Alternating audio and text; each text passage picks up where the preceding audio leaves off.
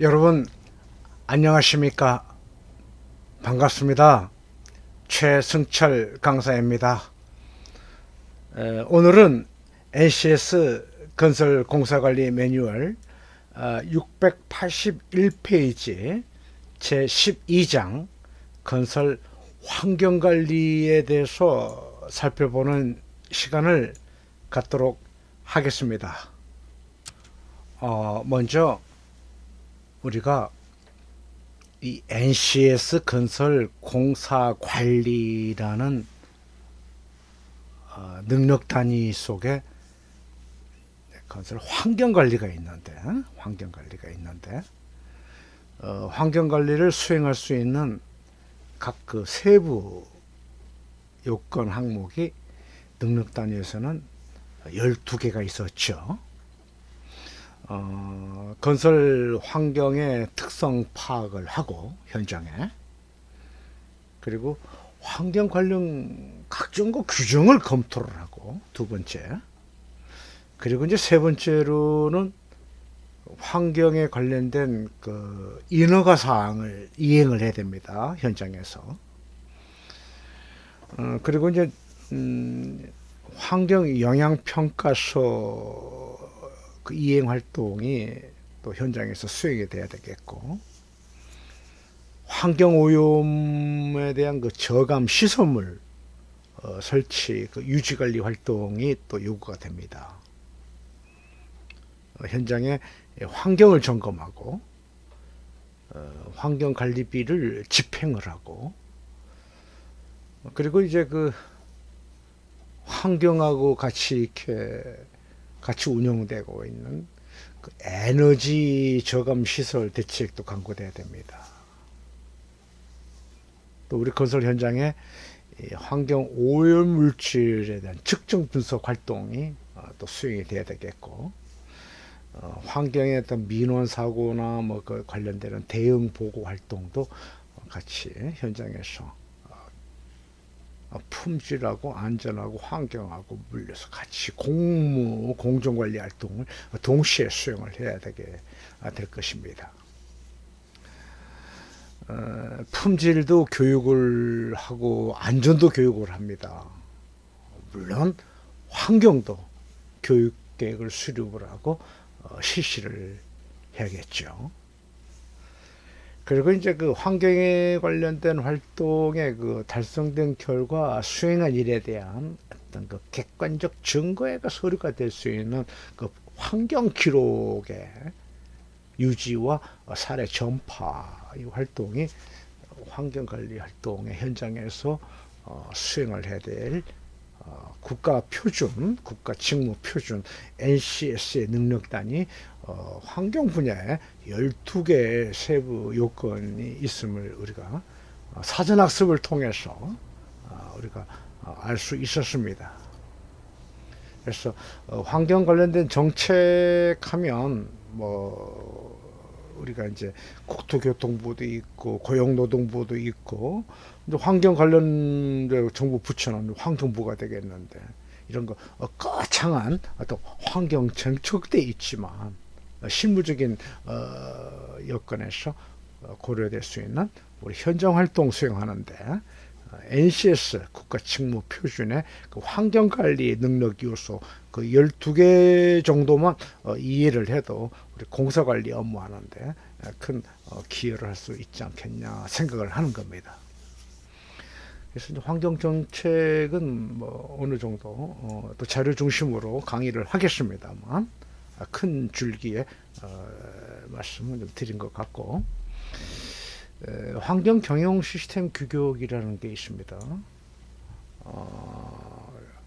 KSQI입니다. Q가 아니고, 품질하고 안전은 KSQ, 그것도 품질은 KSQ9000, 안전은 KSQ45000 그렇게 나가잖아요. 그렇죠? 근데 이제 환경은 KSI입니다. I.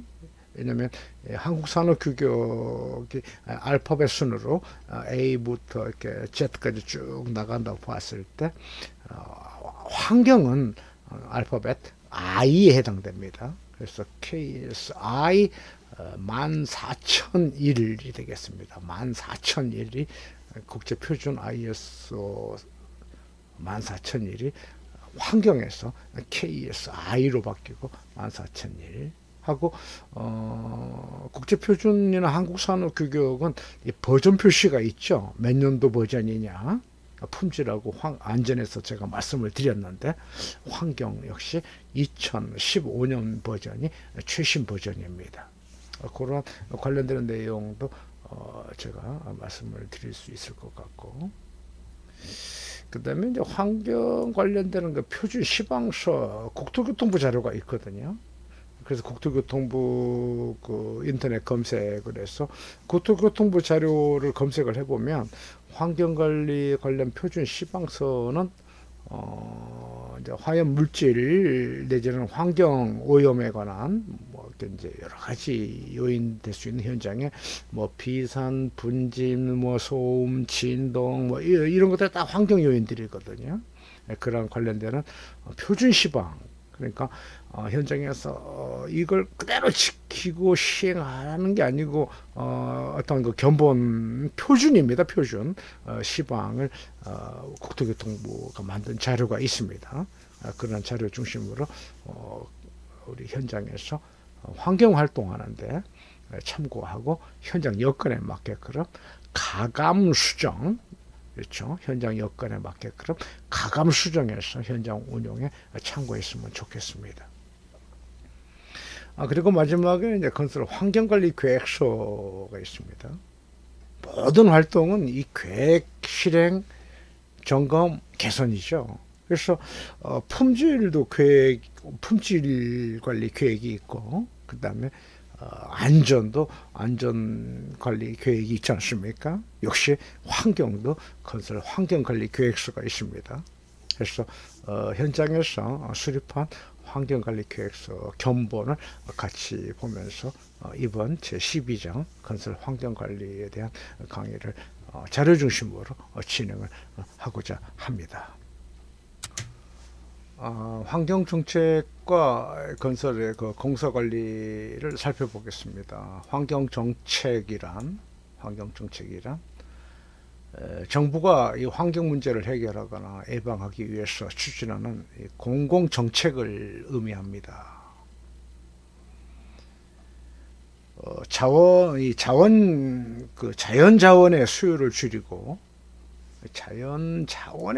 줄이고 오염물질이나 그 폐기물의 배출을 억제하고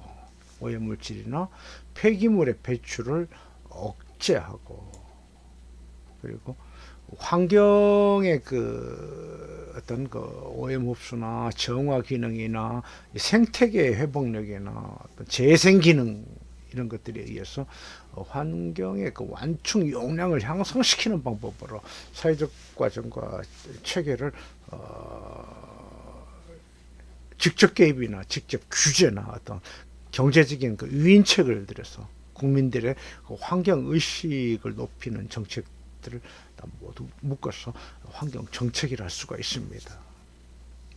그래서 정부는 그 환경 질의 개선과 환경 오염 물질을 최소화하기 위해서 여러 가지 그 직접적인 규제도 하고, 또는 환경 개선 그 부담금을 부과하고, 또 배출에 대한 부담금이라든가 폐기물 애치금이라든가 또 폐기물 부담금이라든가 수질 개선 부담금들 어떤 그 수단을 동원하고 또는 교육하고 홍보를 통해서 국민들에게 보다 나은 어떤 환경을 제공해 주려고 하는 노력이 환경 정책의 일환이라고 볼 수가 있습니다. 우리나라의 그 분야별 환경 정책, 우선 이제 대기 환경 분야가 있고요. 대기 환경 보존법이 있고 소음 진동 규제법이 있고요. 여기에 이제 우리 건설 현장에 적용될 수 있는 법규가 해당되는 겁니다. 대기 환경 보존법과 우리 건설 공사장 내지는 현장 내지는 이런 그 시설물들에서 야기될 수 있는 이 소음 진동에 관한 관련 규제법. 그다음에 이제 그 공기 질에 관련되는 것, 우리 건설공사에 적용될 수 있는 공기질의 관리, 실내 공기질 관리법이 있죠. 실내 공기질 관리법. 그래서 포르말데히드라든가 이런 그 휘발성 유기합물에 의해서 완공되고 입주한 아파트의 공기 질의 측정의 결과가 인체에 미치는 영향이 크다. 그렇죠? 그래서 실내 공기질 관리법에 의해서 환경에 관한 이런 그 규제, 이런 것도 우리 이제 환경 관련 활동이라고 볼 수가 있습니다. 그다음에 이제 세계 보건기구 그 권장 그 기준을 참고해서 대기 환경의 어떤 기준 같은 경우 뭐 아산화가스라든가 일산화탄소라든가 이산화질소, 뭐 먼지, 오존, 납 이런 그 환경 기준이 설정되어 있음을 우리는 알 필요가 있습니다. 여기에는 이제 그 배출 허용 기준이라는 것도 있고요. 그다음에 이제 오염물질 배출 시설에 대해서 어떤 그 규제 기준으로 삼는데 이런 그 어떤 최대 허용 농도 또 이런 용어들이 있습니다. 참고로 이런 자료를 검토하시면 좋겠습니다. 그리고 이제 대기 오염 관련 내용도 있고요. 그리고 이 비산먼지 현장의 그 비산먼지 이것도 환경 요인의 규제를 받을 수 있는 사항이라고 볼 수가 있습니다. 현장에서 이제 각종 그 기계나 어떤 그 중기 장비 사용에 관련돼서 이 어떤 그 오염물질의 어떤 배출 허용 기준이라든가 또는 그 배출가스에 관한 그 규제 내용도 현장에서 참고로 운용하는데 기준을 삼았으면 좋겠습니다.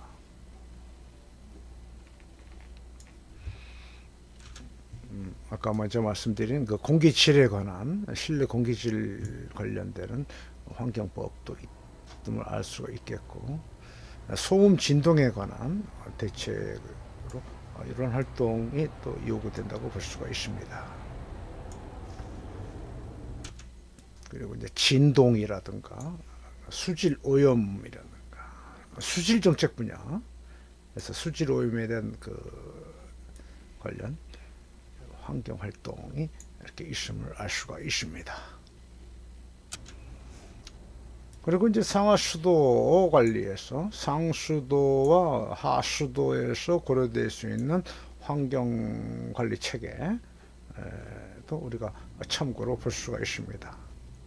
그리고 이제 비점 오염원이라고 해서 이 산업 폐수 관리 대책이라든가 축산 폐수 관리 대책이라든가 그리고 이제 비점 오염 관리 대책으로서 이러한 그 환경 활동에 관련된 여러 가지 활동 내용도 확인할 수가 있고요. 하천의 환경 관리 대책 이런 내용도 참고로 볼 수가 있습니다. 그리고 이제 그 폐기물에 관한 정책입니다. 건설 현장에 고려될 수 있는 폐기물에 관한 환경 활동, 폐기물의 정책, 그리고 관련되는 법, 폐기물 관리법, 자원의 전략과 그 재활용 촉진에 관한 법, 이런 그 현장 활동하는데 참고할 수 있는 법규가 있음을 알 수가 있습니다. 자원의 재활용, 그리고 폐기물 정책 관련 정보를 같이 이렇게 볼 수가 있습니다. 환경법에 관한 설명입니다. 환경 관련법. 이 많은 환경법, 건설 현장에 적용될 수 있는 관련 법규 쭉 참고하실 수 있는 자료들입니다. 그래서 39개의 환경법이 있음을 알 수가 있습니다.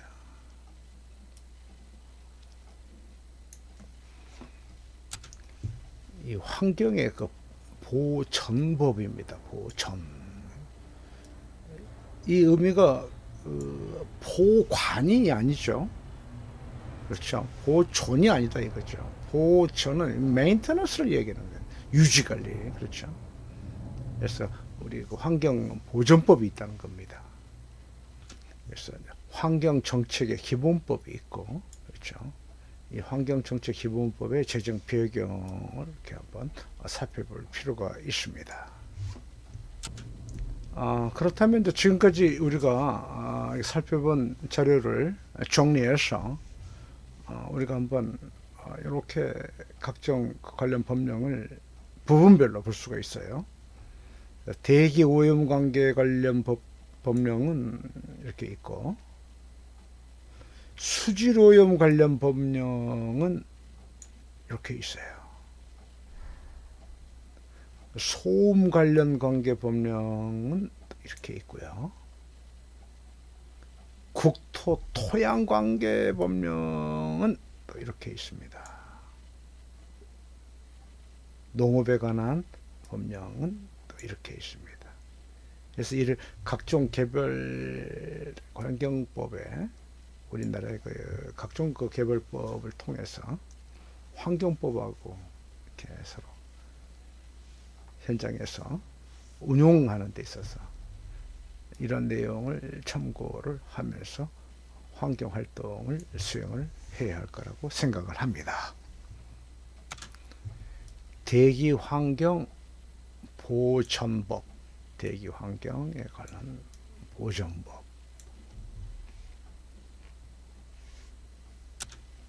수질 환경에 관한 보전법, 수질 환경 보전법. 소음 진동에 관련 규제법, 소음 진동 관련 규제법.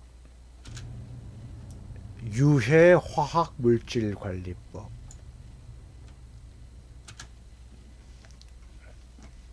폐기물 관리법. 우리나라의 그 환경법에 대한 그 구조에 대해서 살펴보았습니다. 환경 문제의 태동은 그 인구의 증가, 산업화, 도시화의 진전, 그리고 과학 발전에 있다고 합니다. 인구가 늘어나고 산업이 발전하면서 이 자연 자원의 그 이용이 늘어나고 심각한 환경 문제를 계속 야기하게 될 것입니다. 그래서 이런 환경 문제를 해결하는 길은 원인들을 찾아서 하나하나 제거해 나가는 것이 가장 효율이 높지 않겠냐 생각합니다.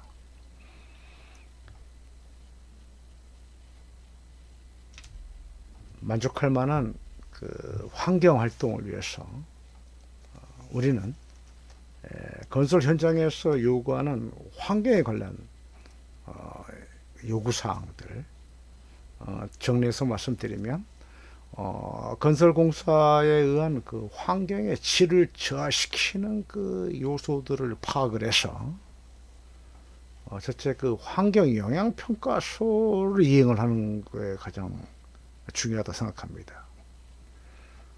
저감 시설물 그 유지 관리 등 그 현장에서 규정된 요구사항을 파악하고 환경 경영 시스템 그 국제 표준과 한국 산업 규격에 의한 현장 환경 활동에 관한 그 문서화 수립을 통한 지속적인 실행과 확인과 개선 활동을 통해서 현장의 환경에 관한 활동이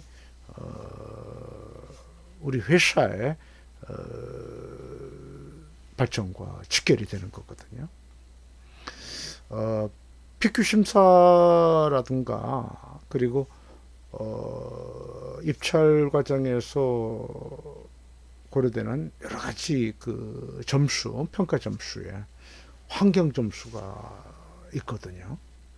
그러한 그 신인도 평가 점수에 환경 부분에 대한 점수가 벌점 제도가 있습니다. 그래서 공사 수주에 영향을 미친다고 생각하게 되면 현장에서 환경관리 활동을 좀 더 효과적으로 수행할 수 있는 방안이 제시가 되고 실행에 하고 유지가 돼야 될 거라고 생각을 합니다. 이 환경 영향 평가 제도에 대해서 살펴보도록 하겠습니다. 먼저 그 용어를 조금 이해를 좀 해야 될 것 같아요. 여기서 환경이라는 용어와 영향 평가라는 그 용어가 이렇게 조합이 된 걸로 보았을 때, 저 환경이 무엇이냐? 환경이란 어떤 그 회사 내지는 조직이 운용되는 그 주변의 그 여건들, 뭐 공기나 뭐 물이나 뭐 토양이라든가 또는 어떤 자연 천연 자원이라든가 뭐 식물 뭐 동물 그리고 우리 인간들 간의 그 어떤 그 이들 요소 간의 상호 어떤 관계를 다 포함해서 환경이라고 합니다. 그래서 이 환경에 관한 활동을 이제 서로 그 이해관계자끼리 상호 그 고객과 내지는 우리 건설 같은 경우에는 시공하는 시공자와 관련하여 상호 간의 그 영향을 환경에 관한 어떤 그 미치는 그 영향을 서로 분석하는 거죠. 이 분석한 데이터를 기준으로 영향을 평가한다. 그렇게 볼 수가 있는 겁니다. 그래서 환경 영향 평가는 환경에 그 유해한 활동을 하기 전에 그 활동으로 인한 환경에 대한 영향을 어떤 적절한 조치를 취하기 위한 그렇죠. 이런 활동을 예방 차원에서 원칙을 실현시킬 수 있는 방안을 강구하는 이런 환경 영향에 관한 용어 해설이 있습니다. 그리고 그 국제 표준에서 그 말하는 그 환경의 그 용어의 정의를 보게 되면 환경 측면이라는 게 있거든요. 환경 측면은 그 상호 그 어떤 그 작용을 하거나 또는 작용할 수 있는 그 조직의 활동의 그 모든 것들 이런 서비스 요소라든가 뭐 공정에 관한 실행의 상태 이런 것들이 다 환경의 그 측면들이거든요. 그렇죠? 환경의 측면. 그래서 이런 환경의 측면은 어떤 환경의 그 영향을 이야기할 수가 있다. 환경의 영향.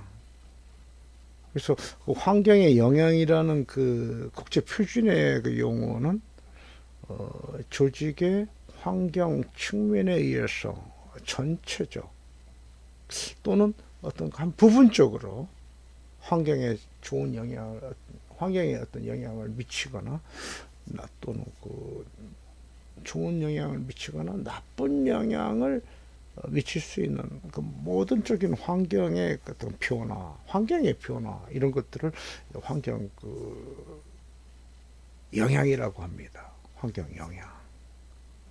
그래서 이제 우리가 환경에 관한 용어, 환경이 무엇인가, 또 환경에 의한 그 측면에 의해서, 그리고 환경 영향에 대한 관련된 또 환경에 또 여건이라는 단어가 또 있어요. 환경에 관한 여건. 그러니까 어떤 그 공정 시점에서 공정 그 수행하는 과정에서 환경의 상태나 그 특성 이런 것들은 다 환경에 관한 여건들이거든요. 환경에 관한 여건. 이런 용어를 통해서 이제 환경 활동을 하는 어떤 기준을 삼을 때 서로 이제 의사소통을 할 수가 있습니다. 그래서 환경에 관한 용어를 우리가 가지고 환경의 여건과 환경의 측면과 뭐 환경의 영향 평가 뭐 이런 데 그 환경 활동하는데 적용을 활용을 하고 있습니다.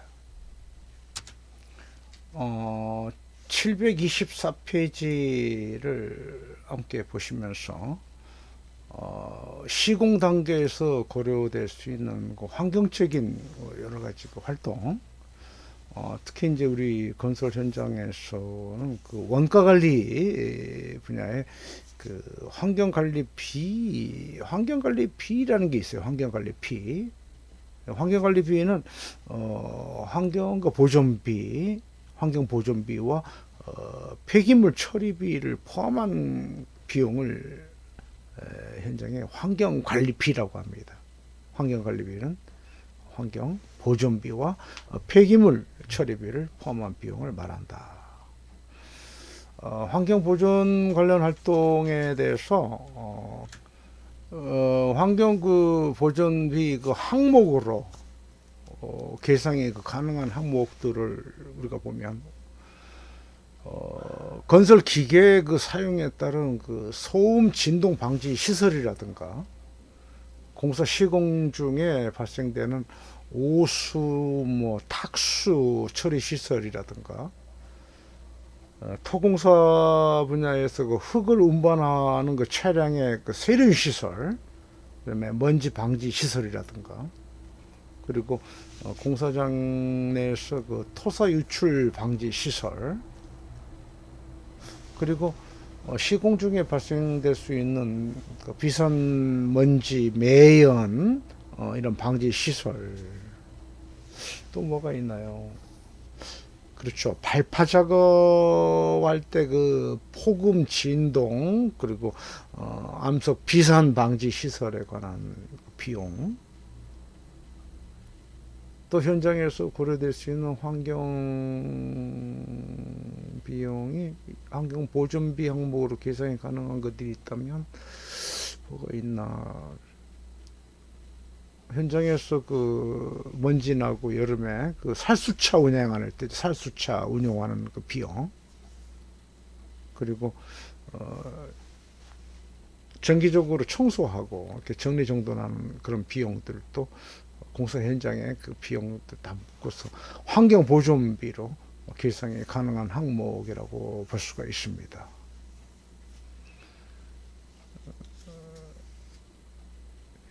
근데 환경 보존비로 계상이 불가능한 항목이 있거든요.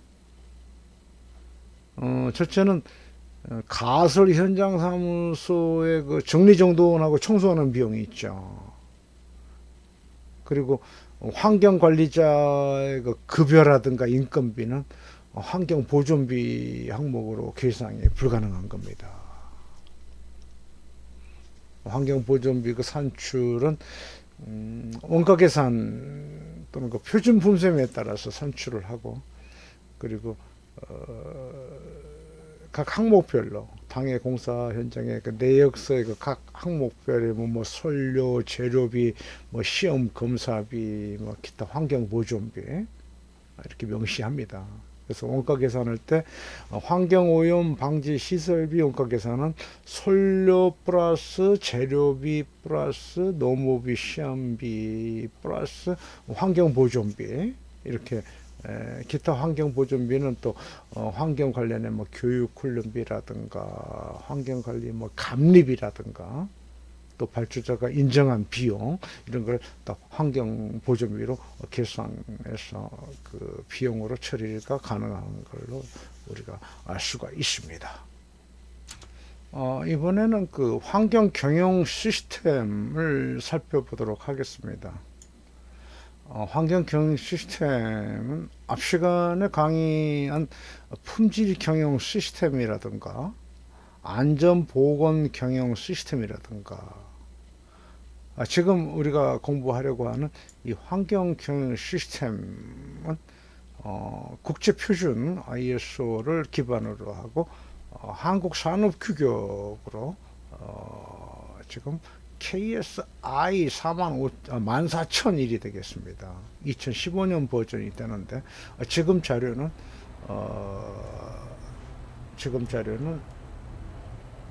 2015년 이전의 버전 자료를 참고로 보시고 2015년 버전으로 이렇게 전환을 하는 내용까지 포함해서 강의를 좀 하려고 합니다.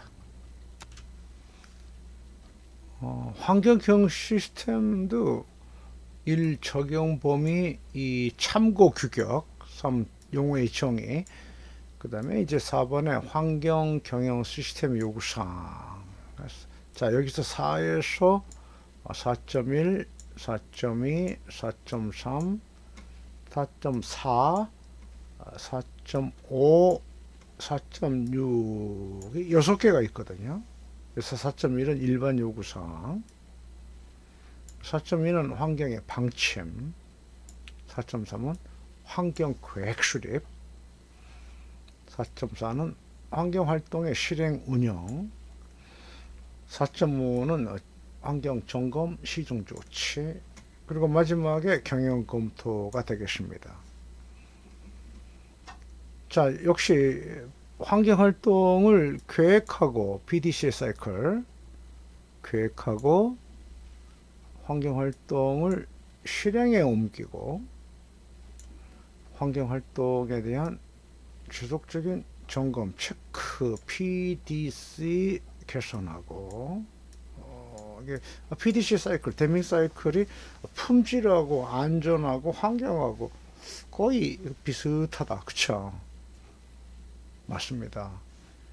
그래서 HLS High Level Standard 하이 높다.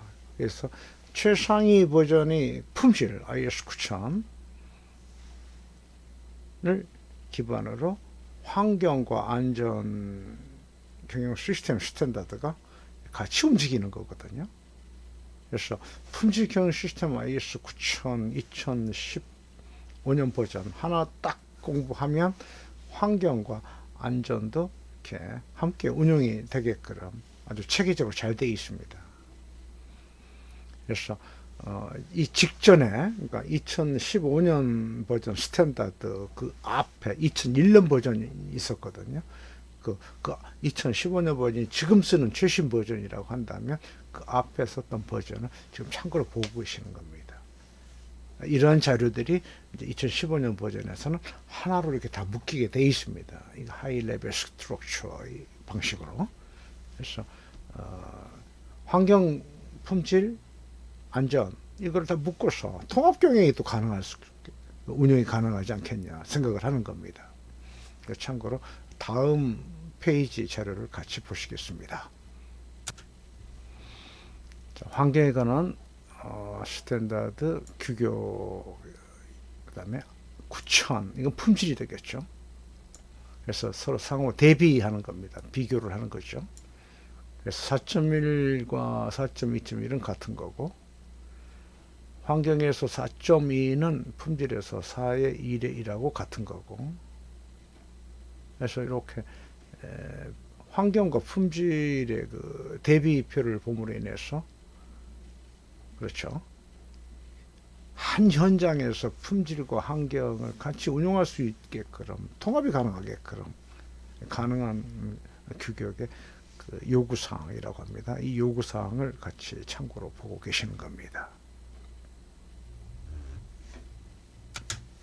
국토교통부에서 시행하고 있는 건설 환경관리 표준 시방서 내용이 되겠습니다.